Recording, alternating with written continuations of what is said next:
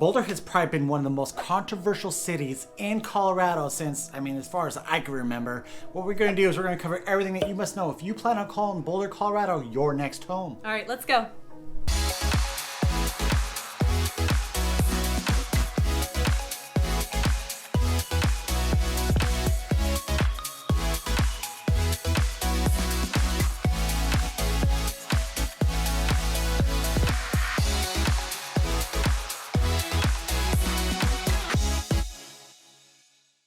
What is up and welcome back. We are your Colorado real estate family, Pete and Chelsea Sweeney. What we'd like to do on this channel is cover Denver Metro and all the surrounding areas, giving you everything that you need to know if planning on calling the Denver Metro your next home. So if that is what you are looking for, do yourself a favor, hit that subscribe button, give us a thumbs up, and hit the notification bell so you're notified every single time that we put out a new video. And of course, guys, if you are planning on calling the Denver Metro area your next home, give us a call or text the phone number right below so we can help you out with all those real estate needs. We always answer, it doesn't matter day or time. Quick recap, this is actually a video that we're redoing from a couple of years ago, and we're actually looking at that video. Man, we've come a long way on these videos because we're kind of stuttering a little bit. It looked like I just kept mumbling for some reason, which I kind of still do that sometimes. But anyways, what we're gonna do is we're gonna recap that video. If there's anything new to kind of update you on with everything you must know about Boulder, Colorado. All right, the first thing, we're gonna get some of the statistics out of the way for you guys, and that's gonna be kind of the update of just basic information like population. So population in Boulder as of 2023 is going to be 106,000 roughly. Yep. This is actually the 12th largest city in Colorado. You would think that with all the hype Boulder gets that it would be higher up ranking on the list. It actually is kind of small in comparison to some of our larger cities. For comparison, if you're looking at Denver, it's going to be a little shy of like 723,000. And quick note on that, that is just the city of Denver. That is not the Denver Metro, which you're gonna definitely be breaking above 1 million when we're talking about that population. So what we like to do is we love to travel, right? And so how close is Boulder, Colorado to the airport? You're looking at about 44 minutes to even up to an hour and a half.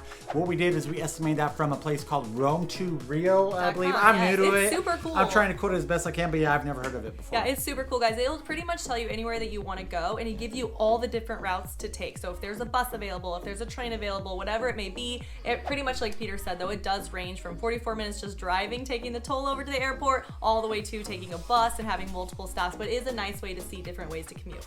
Of course, we are going to be covering that cost of living of Boulder, Colorado, but you are going to have to stick around until the end of the video in order to hear what those numbers are, and that we also incorporate your real estate. So what are houses selling for in Boulder? Because it's been pretty high here recently. Is it still sticking high, or is it maybe a little bit lower as of August of 2023? The second thing that we're going to be covering is your job market. So a lot of people, almost all of you, are usually moving here because of a job change, or even you're just moving here and you're going to be looking for a job. So what does that mean in Boulder? This is going to be very tech driven. It's going to be very outdoorsy driven. I did look up for you guys the most recent 2023, kind of the larger employers. So some of the major employers down there, if you're looking, you're going to be Array, Biopharma. You're going to have obviously Boulder Community Health. Yes, so you got Ball Aerospace. They're the ones who are actually sponsoring the event center that we have. We're going to our Nuggets and our Avalanche play down in downtown Denver. Also, you're going to have Lockheed Martin. You're going to have Google over there. And of course, IBM. I believe we actually had a client that we helped out that wasn't a Snapchat. I don't know. I'm not up with the social media crap. I was about to say ChatGPT, but I don't know. I'm sure ChatGPT is pretty much everywhere now. But in regards to employers, I don't really think that they're going to be in Boulder. All right, the third thing, which is pretty obvious, is going to be your outdoor activities. Now this, everybody knows this is why people move to Boulder. Probably one of the most important things with Boulder is going to be that it is for the outdoor enthusiasts to the highest. It's going to be biking, hiking, trails, climbing. Oh my gosh, whitewater rafting, help me out here. Biking. Camping. One of our favorite camping spots is actually up in Boulder. We like to go to Gross Reservoir up there, and fantastic spot. It's kind of in the backcountry a little bit, and so not too many people do know about it. At least they used to not know about it. Now it seems like it gets busier and busier every single year that we go up there. The other thing we need to probably talk about when it comes to outdoor stuff is the fact that you are not that close to a ski resort, even though you are one of the closest cities to the mountain. So let's talk about that a little bit. The closest ski resort is going to be Eldora. It's actually a 35-minute drive. Your second closest is going to be Loveland Ski Resort, which is crazy because it looks like Winter Park is actually going to be closer, but Winter Park is, you have to kind of cut down south in order to go back up. And so it actually takes about an hour and 45 minutes, whereas if you're going to Loveland Ski Resort, it's going to be about an hour 20, hour 30. So you're definitely not as close to the ski resorts as you would think, even though you're in a city really close to the mountains. What about Boulder? You gotta talk about it. Yeah, so Boulder, I wish I would have done this at some time or another. I've never really ran it, but I heard it's a great thing. It's a great event. They're one of those runs where they do all the, I believe they have 3K, 5K, half marathon, full marathon. I ran it.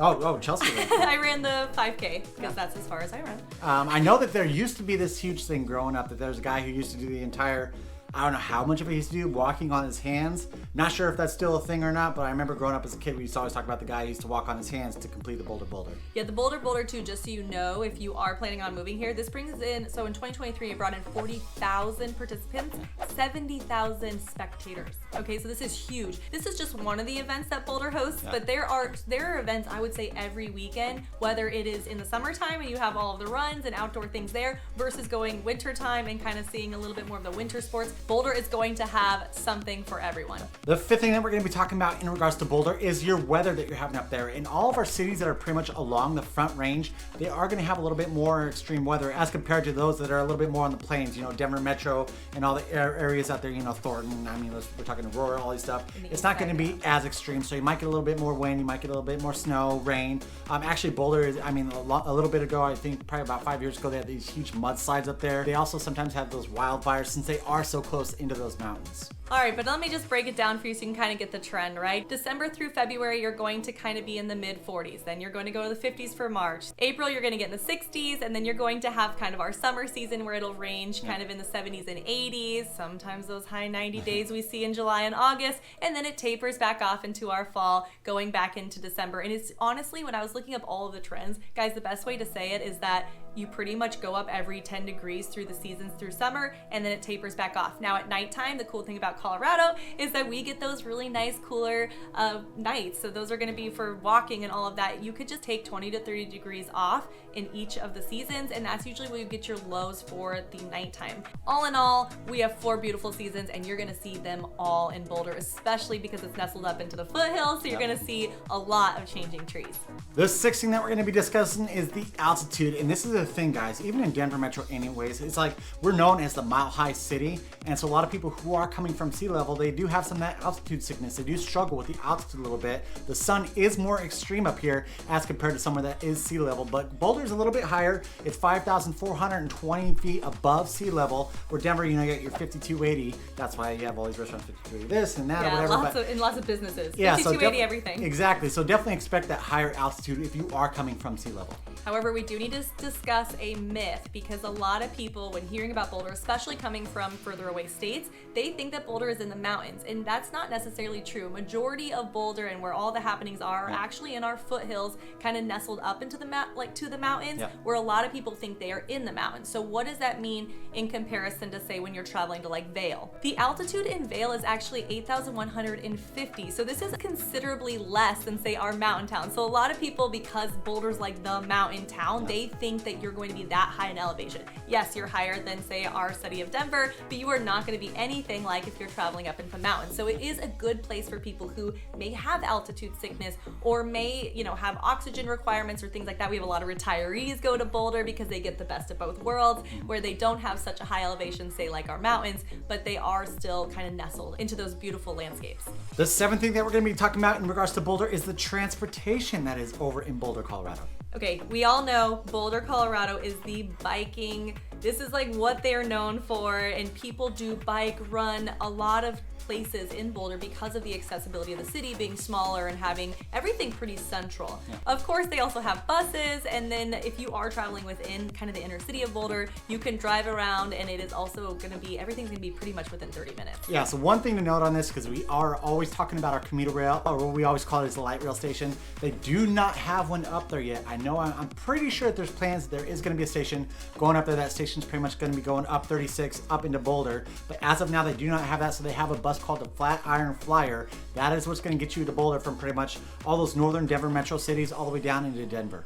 The other thing is, if you are traveling from Denver, they just recently redid all of the roads. We now have a toll going all the way up. I will say this is extremely helpful during your traffic hours. Now, I'll be honest, Colorado used to have very defined traffic patterns.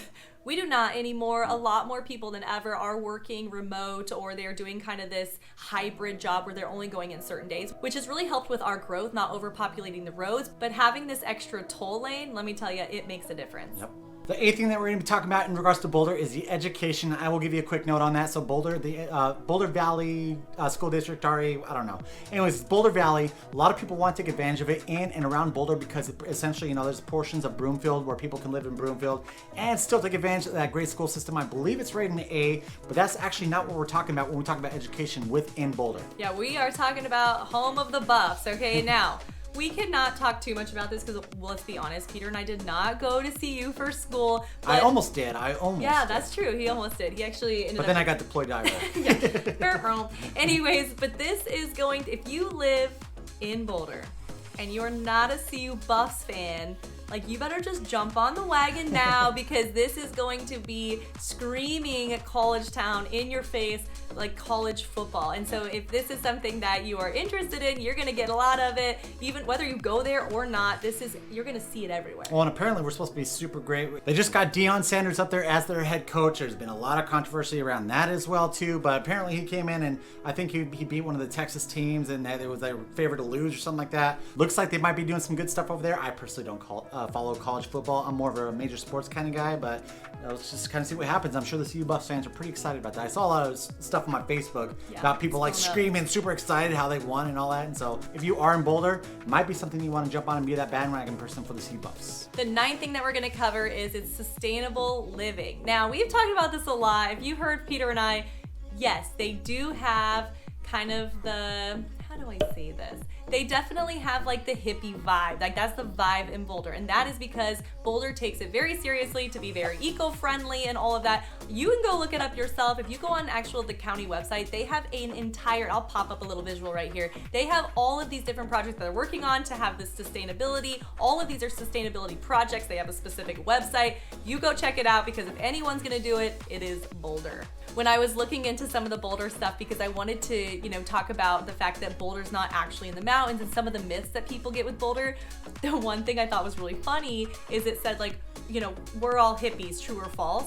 It said true-ish, true-ish, like they know like half that. True. Yeah, they're like yes and no. Like, are we all that way? Like, no, but as a majority, yes, and they know it. So it's not like we might be getting some Boulder darts, but they're like proud of it. So I think we can talk about it openly that we've got a little bit more of the hippie kind of vibe down there. Like, you have to stop for birds, guys. Okay, like if you hit a bird, like that's tragic in Boulder. Okay, so this is definitely going to be the most progressive area if that's kind of what you're looking for. The ninth thing that we need to talk about that kind of ties into that whole eco-friendly and just the culture and vibe of Boulder is going to be that the culture and the arts is very strong in Boulder. You are going to see a lot of art museums. You're going to see a lot of local artisans. You're going to see, and we're actually going to be talking about this. If you're sticking around this long, we're going to be covering cost of living next. We're going to talk about miscellaneous, where a lot of these things fall into place. But if you are looking for like a very artsy cultural scene, like, you are going to find that in Boulder. All right, the 10th and final thing that you guys did hang around to was the cost of living of Boulder, Colorado. In 1 second, I'm gonna give you a bonus because I was thinking about one as you're talking about this video. In our last video, we mentioned this. This is something you have to know if you're moving into Boulder. So stick around till after the cost of living because we're gonna kind of reveal to you what that thing is that you have to know about Boulder before moving into Boulder, Colorado. All right, cost of living. We saved it for last for a reason. Everybody knows that Boulder can be a little pricey. Yeah. So what does that mean? I looked up the most recent numbers for you. Overall, Boulder rates at a 167.6.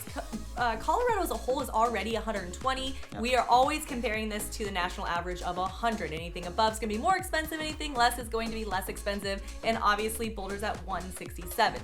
It is going to be one of our highest priced cities. However, people have no problem paying that because of what you're getting. Now, if you're going to be looking at housing, we do believe that this is a main driving factor for that cost of living overall score. Housing in 2023 for Boulder on this scale was 322.6 in comparison to Colorado at a 167. Colorado is already up there when it comes to housing prices. Boulder's gonna just go ahead and say, whatever, I'm gonna blow you out of the water, Colorado, and I'm coming in at the tippy top. So it is going to be more expensive here. Now, that doesn't mean you can't find affordable things, but you are going to also see multi-million-dollar homes sitting over in Boulder. Oh yeah, for sure. And so it's like there's so many times when I work with you guys where you say, you know what, I love Boulder, I want to take advantage of Boulder, but I also don't want to spend that much money on a house in Boulder. Boulder is expensive. It's one of those exclusive places that is a little bit smaller, and so there's not as many people who can live there, and so the prices get driven up a little bit, right? A lot of people live in those outlying cities that are still in Boulder County. So let's kind of go over those median sales prices. What we like to do is your overall, where it encompasses your single family and your attached products all lumped into one sum. You got a median sales price of $849,000 as of August of 2023, and that is actually down. How much is it down? Usually we're looking like, I'm pretty sure this summer it was right above $1 million was your median sales price for attached and single family, where now it's down 20% year over year. We're talking 2022 over to 2023. This might be a fluke. August sucks for real estate. I'm not gonna lie. Not much stuff is selling. There's not too many listings on the market. And so that might be a big reason why this number is down as much as it is. What about those single family products? What are we looking at for the median sales price on your single family house? On single family, you got a median sales price of $910,000, and that is also down 20%. Now, actually, I misquoted that. The overall number is down 21%. So this is just a little bit less, 20%. Year over year, we're talking from 2022 over into 2023.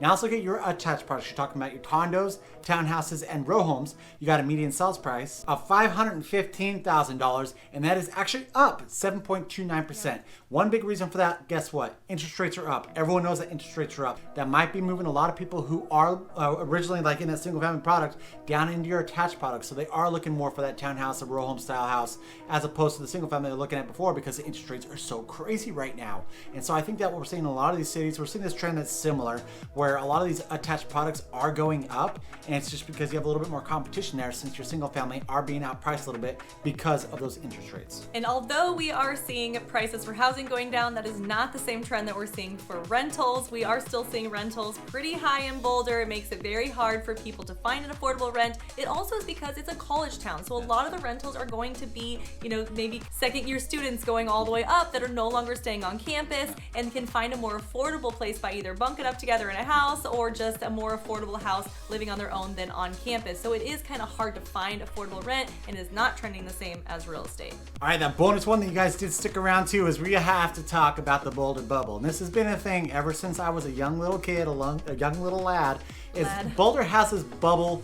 The best way you could describe it is when you're inside the Boulder bubble, people really don't leave the Boulder bubble. Yes. And so it's just like Boulder's like its own little like state or its own country or something like that. It is a little cliquey over there, where now it's like if you live on the outside of Boulder and you decide to hike the trails within Boulder, you're going to be paying a fee for that parking. And so I personally don't agree with the Boulder bubble, but it is there. So if you are in Boulder, be expecting that Boulder bubble. Yeah, you're going to get the resident benefits unless you're on the outside. Guys, don't get me started about paying for the hiking trails, because this is a place that we love to hike, especially Chautauqua and all of that. Yep. And having to pay being an outsider, like, hurts, Boulder. It hurts. Because it's like, seriously, I'm a 5th generation native of Colorado. Yes. And I got to pay to hike the mountains in Colorado. I'm like, what the heck? Yeah, it just blows my mind. We'll try not to get on the tangent, because believe me, we can. Oh, we could get going. We could get going good. Maybe we have to create an entire video talking about the Boulder bubble. The Boulder bubble. We have talked about 10, actually 11 with the bonus, things that you have to know if you're going to choose Boulder, Colorado when moving into our beautiful state. If this is content that you like, do yourself a favor, hit that subscribe button, give us a thumbs up, and also the notification bell so you get notified every single time we put out a new video. And of course, guys, if you are planning on calling Colorado your home, we're talking about Colorado Springs all the way up to Fort Collins, give us a call or text the phone number right below. Right below right there. We love helping you out with all those real estate needs. We are your top relocation experts when moving into this area. Until next time, we love you. Bye. Bye. For comparisons... Okay, ready? The second thing that you need to know is... No, first. No, the first was population. Oh, okay. All right. So it is going to be one of our... It is going to be one of...